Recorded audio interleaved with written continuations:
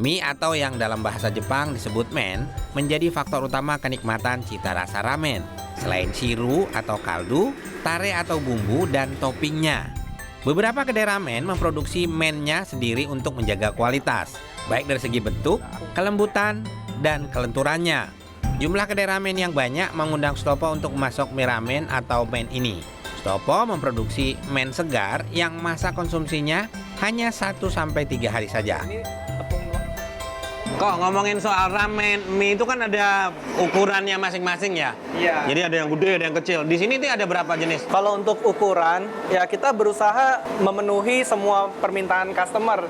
Jadi kita ada beberapa, mulai dari yang kecil, kita mulai dari 1 mili, itu bisa ramennya itu bisa juga dibilang mie Hongkong.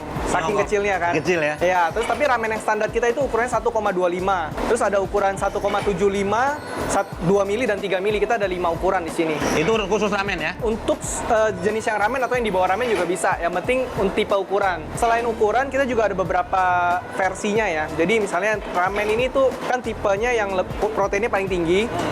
Dia juga bisa ada yang dengan telur atau tanpa telur, bisa juga untuk vegetarian atau vegan gitu yang sampai telur pun nggak mau gitu kan. Aslinya, men terbuat dari tepung terigu, air, garam, dan kansui. Kansui adalah campuran larutan baking soda dan potasium karbonat yang memberikan warna kuning dan tekstur kenyal pada men. Tapi untuk beberapa permintaan konsumen, Sutopo mencampurkan telur ke men buatannya. Dan ia menggunakan baking soda sebagai kansui. Kalau produksi ramen sendiri dari kapan, Kok? Ya, produksi ramen kita mulai pasarin dari tahun 2014. Terus kalau produksi mie ramen sama ini bedanya apa sih, Biasa, Kok? ya. Mie biasa? Bedanya mie ayam biasa dengan mie ramen ini, itu beda di bahan dasarnya. Intinya dari tepung. Ya, tepung ramen ini kita harus pakai kualitas yang proteinnya tuh tinggi. Karena ramen ini kan mie dalam kuah. Iya. Ya, jadi kalau misalnya mie dalam kuah ini dimasak atau kuah panas, Nggak hancur ya? biar dia nggak gampang lembek, biar dia tetap kenyal. Udah gitu juga biar nggak terlalu nyerap kuah gitu. Karena masuk mie, just kuahnya habis. Jadi tinggal ramennya bengkak jadinya gitu. Benar. Kenapa harus pakai protein tinggi? Sutopo juga memproduksi men kering dengan ketahanan yang lebih lama.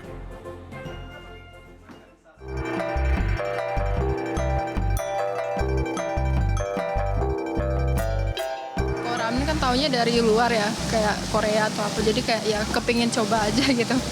Setahu saya dari Korea mungkin. Dari Jepang katanya. Jepang. Dari Jepang.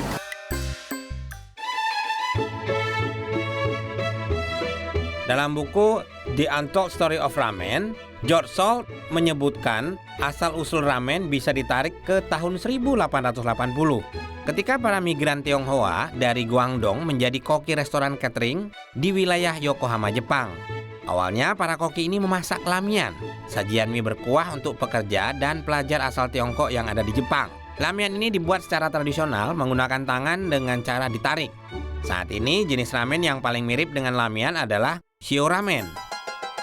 Kemudian sekitar tahun 1910, para pemilik restoran Jepang yang mempekerjakan koki asal Tiongkok mulai mengubah sajian lamian tersebut dengan menambahkan irisan daging babi panggang, kecap asin, dan rebung. Antara tahun 1920 hingga 1930, ramen berkembang seiring pertumbuhan masyarakat perkotaan, terutama di kalangan kelas pekerja. Sempat langka karena tepung terigu ditahan oleh Amerika Serikat di tahun 1940. Ramen kemudian menjadi makanan nasional di tahun 1994 bersamaan dengan pembangunan taman hiburan bertema ramen.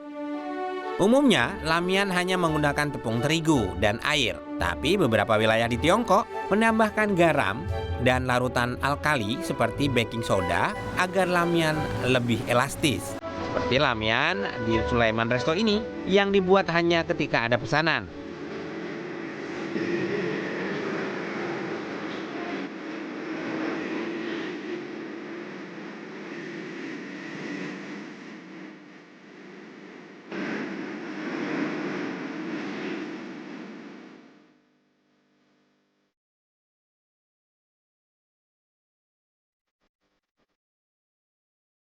Weh, metode membuat apa mie lamyan ini memang tekniknya seperti itu atau dari mana sih sebenarnya? 这个面是我们中国西北面，西北面就是一个拉面。这个面呢做呢，一个是红烧牛肉面，一个是西红柿鸡蛋面。 So, lamyan ini bisa dibuat berapa jenis menu di sini?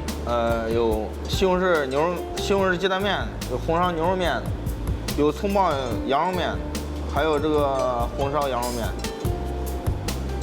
还有大盘鸡面，我们本店的特色。到我们餐厅来用餐， Ya ya ya. 这是我们本店的红烧牛肉面，也是西红柿鸡蛋面，都是我们店的特色， Ya, 谢谢。请慢用。 Ya, 谢谢。好 Thank you. Thank you so much.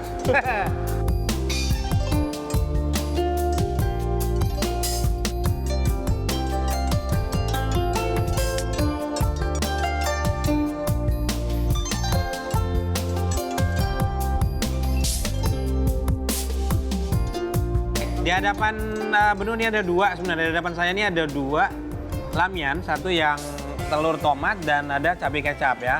Jadi warnanya kelihatan dari kuahnya sendiri udah agak lebih, kalau yang cabai kecap lebih merah karena dia pakai cabai, kalau yang ini sih lebih kalem ya warnanya. Ini mie-nya, lamyan mie ini mie-nya lembut banget ya. Kuahnya juga agak sedikit pedas karena ini apa? Cabai kecap. Hao cha.